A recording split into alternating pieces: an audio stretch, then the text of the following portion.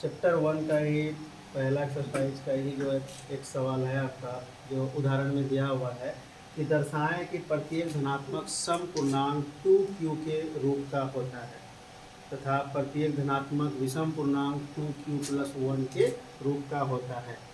तो यह हम सवाल नहीं लिख रहे हैं, यहाँ पे बुक आप लोगों के पास होगा तो उससे थोड़ा देख करके कोशिश कीजिएगा समझने का। उदाहरण नंबर 2 है, पेज नंबर 7 इसमें दिया हुआ है, तो यहीं से कोशिश करते हैं क्योंकि ये सवाल कई बार एग्जाम में आ चुका है। तो सवाल फिर एक बार पढ़ देते हैं कि दर्शाएं कि प्रत्येक धनात्मक सम पूर्णांक 2q के रूप का होता है तथा प्रत्येक धनात्मक विषम पूर्णांक 2q प्लस 1 के रूप का होता है। तो इसको हम लोग देखते हैं। हम लोग मान लेते हैं, उदाहरण 2 है,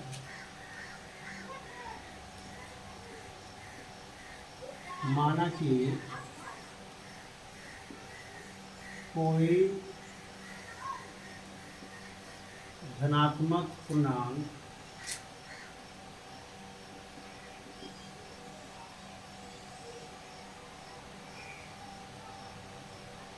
ए है,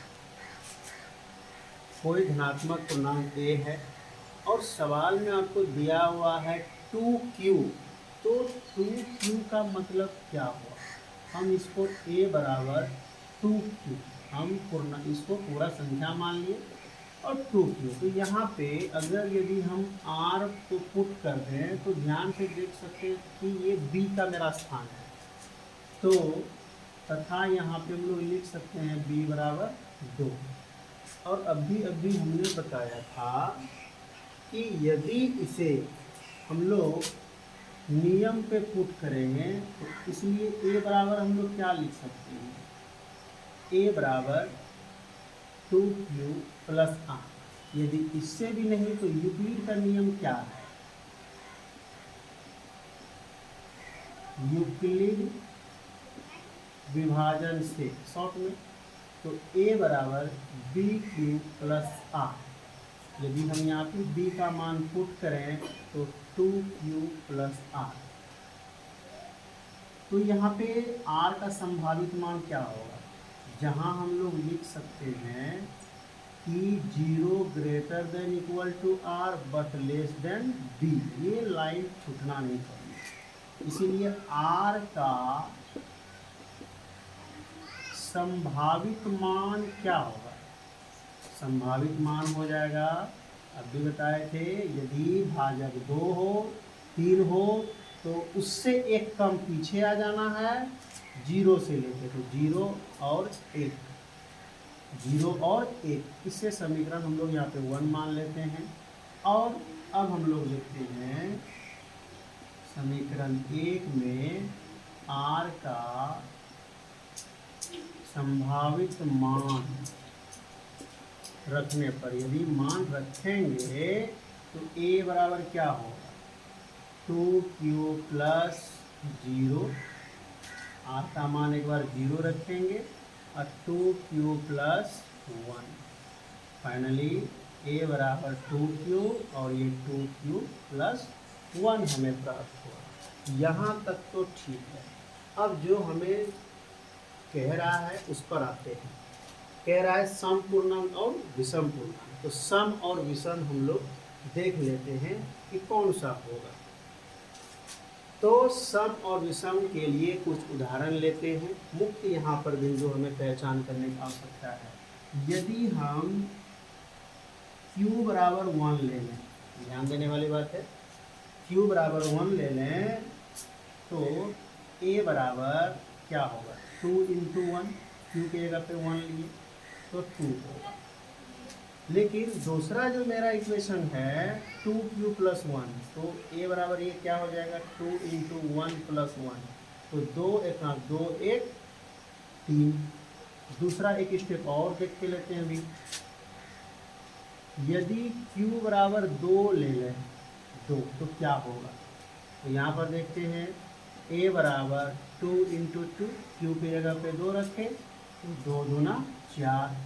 और दूसरा वाला इक्वेशन क्या कह रहा था, 2 गुना 2 जोड़ 1 1, तो 2 दूना 4 1 5। अब दो ही स्टेप में हमें स्पष्ट दिखाई दे रहा है कि ये वाला 2, यहाँ 4, ये 2 4 हमें सम संख्या की ओर ले जा रहा है, और जो 3 आ रहा है, 5 आ रहा है, ये विषम संख्या की ओर ले जा रहा है। हम इससे कह सकते हैं कि अच्छी तरह से याद होगा कि सम और विषम किसको कहते हैं।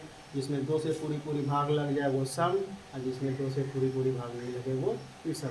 तो यहाँ पे हम लोग अतः कह सकते हैं, अतः 2q, अच्छा इस तरह से, अतः 2q धनात्मक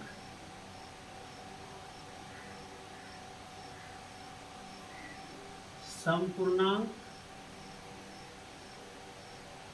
तथा 2q + 1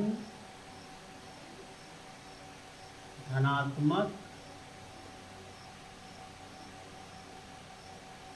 विषम पूर्णांक को दर्शाती है। ये स्पष्ट रूप से ये हो गया। यहाँ पे हम लोग ऐसे भी भाषा चेंज कर सकते हैं कि प्रत्येक धनात्मक समपूर्णांक 2q तथा प्रत्येक धनात्मक विषम पूर्णांक 2q + 1 के रूप का होता है। भाषा चेंज भी कर सकते हैं, कोई दिक्कत नहीं है। लेकिन मेन पॉइंट था, हमें सवाल में ही दिया हुआ रहता है, सवाल में ही दिया हुआ है कि हमें प्रूफ क्या करना है। सवाल एक क्या दे रहा है। जस्ट इसके नीचे एक और सवाल है, उसको भी हम लोग देख लेते हैं। वो जो है वो भी इसी तरह से है। तो यहाँ पे दूसरा सवाल कह रहा है कि दर्शाएं कि धनात्मक विषम पूर्णांक 4q + 1 और 4q + 3। तो यहाँ पर हमें पूछा है विषम पूर्णांक, लेकिन इस सवाल में सम और विषम दोनों पूछा था। तो ध्यान देने वाली बात है, यदि आपको एग्जाम में कभी बाय चांस सम वाला पूछे तो हम लोग सम वाला बात लिख लेंगे, लेकिन यदि विषम पूछे तो विषम वाला उठा के लिखेंगे, सम वाला को छोड़ देंगे। लेकिन यहाँ तक हमें चेक करना पड़ेगा, किसी भी कंडीशन में बिना चेक किए हम नहीं लिख सकते हैं। तो दूसरा सवाल देखते हैं, उससे भी स्पष्ट रूप से समझ जाएंगे हम लोग। तो दूसरा सवाल में कुछ नहीं, थोड़ा सा चेंजिंग होगा, ध्यान से देखें।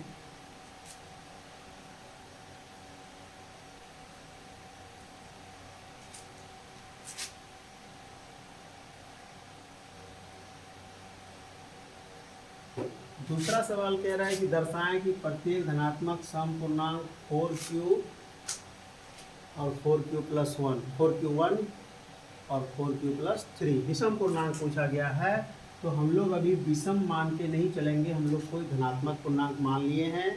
माना a कोई धनात्मक पूर्णांक है, जहाँ b जो है दिया हुआ है हमें b = 4, और अभी पहले भी हमने स्पष्ट किया हुआ था, सवाल में ही दिया हुआ है 4q + 1 4q + 3। इसी से हमने यहाँ से b को निकाल लिया।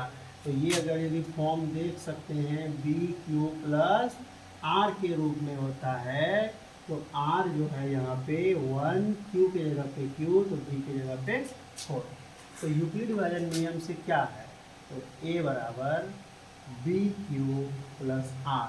यदि यहाँ पे हम b का मान रखें तो 4q + r, यहाँ ये हो जाएगा, जहाँ पर अभी बताए, जहाँ r जो होगा 0 > r बट b, तो r का संभावित मान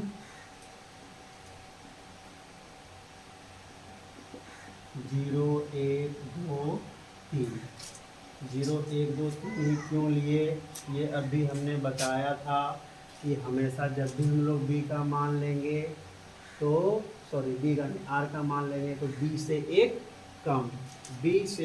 कम हमेशा लेंगे हम लोग मान, b से हमेशा एक कम मान लेंगे। तो r का जो मान होगा वो 3 का ही होगा। अब यहाँ पे अगला स्टेप r का मान हम लोग रखेंगे। तो समीकरण 1 में r का संभावित मान रखने पर, तो रखें यहाँ पे, तो ए बराबर इस स्टेप में 4q प्लस 0, यहाँ पे एक पहला 0, 4q प्लस 1 और 4q प्लस 2, लास्ट स्टेप बच गया एक और भी 4q प्लस 3। तो ये हुआ। अब यहाँ से इसको थोड़ा सा एक स्टेप सरल कर लें। यदि 0 जोड़ें या घटाएं तो कोई फर्क नहीं, 4q, ये हो गया 4q प्लस 1 और 4q प्लस 2, ये हो गया 4q प्लस 3। यहाँ तक फाइनल हो गया। अब यहाँ के बाद हमें चेक करना है कि ये सम कौन है, विषम कौन है। तो कम से कम 2 स्टेप चेक करने हैं, कम से कम 2 स्टेप। तो हम लोग देखते हैं, यदि q बराबर 1 ले लें तो क्या हो जाएगा, a बराबर क्या होगा, q बराबर 1 रखें यहाँ, तो यहाँ पे हमें 4 मिलेगा, यहाँ पे क्या मिलेगा, तो 4 इंटू 1 4 और a1 5, दूसरा वाला हमें मिला 5, चलिए a बराबर 5। तीसरा वाला a बराबर कितना मिलेगा, यहाँ पे 1 रखेंगे, 4 इंटू 4 और 2 6। तीसरा वाला में क्या मिलेगा, यहाँ पे तीसरा वाला 3 वाला में, तो यहाँ रखेंगे 4 1 4 और 3 7। तो यहाँ देख रहे हैं 4 6 सम की ओर ले जा रहा है, दिख रहा है, और 5 7 विषम की ओर दर्शा रहा है। एक और उदाहरण ले लेते हैं हम लोग। यदि हम लोग q बराबर 2 रखें तो a बराबर क्या होगा, q की जगह पे 2, तो 4 दूना 8, दूसरा वाला में यहाँ पे q 4 दूना 8 1 9, तीसरा स्टेप में 4 दूना 8 2 10, और तीसरा वाला में 3 वाला में देखते हैं तो 4 दूना 8 3 11। अब ध्यान से देखें तो यहाँ 8 9 10 11, 8 और 10 सम संख्या को दर्शाता है और 9 11 विषम संख्या को दर्शाता है। इसका मतलब हुआ यहाँ पे 4q सम है, 4q प्लस 2 सम है, लेकिन ये जो 1 वाला है 4q प्लस 1 और 4q प्लस 3 किस संख्या को दर्शा रहा है, तो विषम संख्या को दर्शा रहा है। अतः हम लोग कर सकते हैं, अतः प्रत्येक धनात्मक विषम पूर्णांक 4q प्लस 1 तथा 4q प्लस 3 के रूप का होता है। तो ये बात बहुत स्पष्ट रूप से हम लोग कर सकते हैं। यदि इसी सवाल में हमें कह देता कि केवल आप ये बता दें कि सम पूर्णांक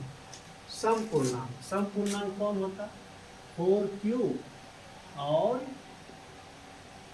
4q प्लस 2, हमें केवल ये कह देता कि दर्शाएं कि प्रत्येक धनात्मक सम पूर्णांक 4q और 4q प्लस 2 के रूप का होता है। तो यहाँ विषम पूछा था तो हमने विषम को लिखा, लेकिन यदि सम पूछता तो सम वाला को लिख देते 4q और 4q प्लस 2 को। सवाल यही रहता, केवल थोड़ा सा आंसर बदल जाता जस्ट।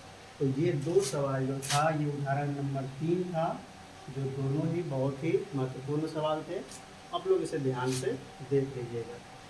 जस्ट इसका जो इसी तरह से आपके एक्सरसाइज में सवाल है, सवाल नंबर जो है 2, सवाल नंबर 2 जस्ट इसी तरह से है। इसमें भी पूछा गया है विषम पूर्णांक, तो धनात्मक विषम पूर्णांक को दर्शाएं। तो यहाँ पर आपको दिया गया है 6q plus 1, 6q plus 3, 6q plus 5 के रूप का होता है। यदि इसी सवाल में हम अभी बनाना चाहें तो बहुत ही आसान रूप से बना सकते हैं। तो देख सकते हैं कि 6 बोला है, तो यहाँ b का मान मेरा कितना हो जाएगा, 6 हो जाएगा। यदि हम इंटरचेंज कर दें यहाँ 6 से, तो ये 6 हो जाएगा। तो यहाँ पर भी मेरा क्या हो जाएगा, 6 हो जाएगा। r का संभावित मान 4 हो जाएगा, 5 तक होगा, 5 तक होगा। भली भांति से अभी हमने बताया किसी भी संख्या को भाग देंगे, कितनों भी नंबर रहे उससे एक कम, 6 से भाग दे रहे हैं तो एक कम 5 तक। तो यहाँ पे r का संभावित मान कितना हो गया, 0 1 2 3 4 5 तक। यहाँ हमने रिप्लेस कर दिया 6 से। ये मेरा b का मान है, ये b है और ये 6 है, ध्यान देना है, ये 6 ये b है। ये सवाल नंबर 2 है, एक्सरसाइज 1.1 का सवाल नंबर 2 का है। ये आपको प्रूव करना है कि विषम पूर्णांक 6q+1, 6q+3 और 6q+5 इस रूप में होता है। तो यदि यहाँ पे हमने पुट करेंगे मान तो सभी चेंज हो जाएंगे, यहाँ से सभी चेंज हो जाएंगे। सवाल वही है, जस्ट थोड़ा सा अंतर कर दिया कि a बराबर मान रखने पे 6q+0, 6q+1, 6q+2, 6q+3, 6q+4, 6q+5 बहुत ही आसान है। एक स्टेप और देख लेते हैं। यहाँ पे 0 जोड़ेंगे तो कुछ नहीं होगा, 6q, 6q+1, 6q+2, 6q+3, 6q+4, 6q+5 इस रूप में होगा। और इसके बाद अब हमको निकालना क्या है कि कौन सम है कौन विषम है। एक स्टेप इसे चेक कर लेते हैं। यदि q बराबर 1 लेंगे तो a बराबर यहाँ से 6, एक 6, यहाँ से दूसरा स्टेप में a का मान क्या होगा, 6 एक 6 1 7, तीसरा स्टेप में 6 एक 6 2 8, तो यहाँ 8 हो गया। तीसरा स्टेप में a का मान कितना हो जाएगा, 6 3 9 हो जाएगा। और इसमें क्या हो जाएगा, 10 हो जाएगा। इसमें कितना हो जाएगा, 6 एक 6 5 11। स्पष्ट रूप से दिख रहा है 6 सम है, 8 सम है, 10 सम है। तो सम वाला को हमको नहीं लिखना, हमको पूछा विषम पूर्णांक। तो विषम पूर्णांक कौन सा हो गया, 7 9 10। और ये किस में आ रहा था, 6q+1, 6q+3, 6q+5, ये सवाल में आ रहा था। तो हम लोग इसका केवल भाषा लिख देंगे। क्या भाषा लिख देंगे कि अतः प्रत्येक धनात्मक विषम पूर्णांक किस रूप में होता है, इसी में चेंज कर देते हैं, 6q+1, 6q+3 या 6q+5 के रूप का होता है। बस ये प्रूव करना था हमें और ये हो गया कंप्लीट।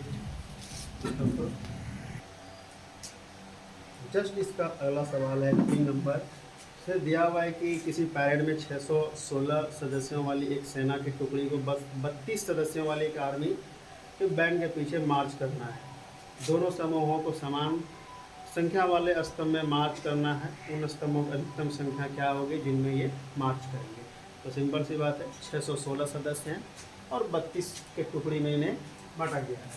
तो 616 32। तो यहाँ पे कुछ नहीं करना है आप लोगों को, 32 और 616 का HCF निकाल देना है। तो HCF निकालने का आपको जो भी विधि पता हो यहाँ पे लगा सकते हैं, चाहे भाग विधि या गुणनफल विधि, ये जो भी हो। तो 32 और 616, तो अभी भी भाग विधि देखे थे तो भाग विधि से ही निकाल दें, इसे आसानी से निकाल सकते हैं आप लोग HCF। तो देखें, कोशिश करें कितने बार में डिवाइड होगा। तो ये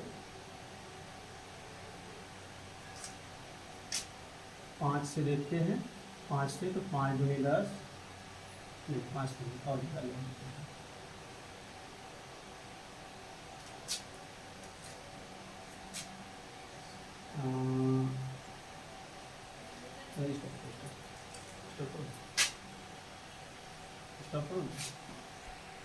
हम लोग देखते हैं इसका HCF निकाल लेते हैं। तो दोनों 32 और 616 का HCF, तो कोशिश करें 19 बार में लगा के देखते हैं। तो 19 38 बचे 3, 19 किया 57, 57 और 3 हो गए 60, और फल हो गया यहाँ पे हटाने पे 8 और 32 भाग देंगे, फल 0। तो लास्ट वाला जो भाजक है HCF वो हो जाएगा 8 हो गया। यानी कि अधिकतम जो होगा,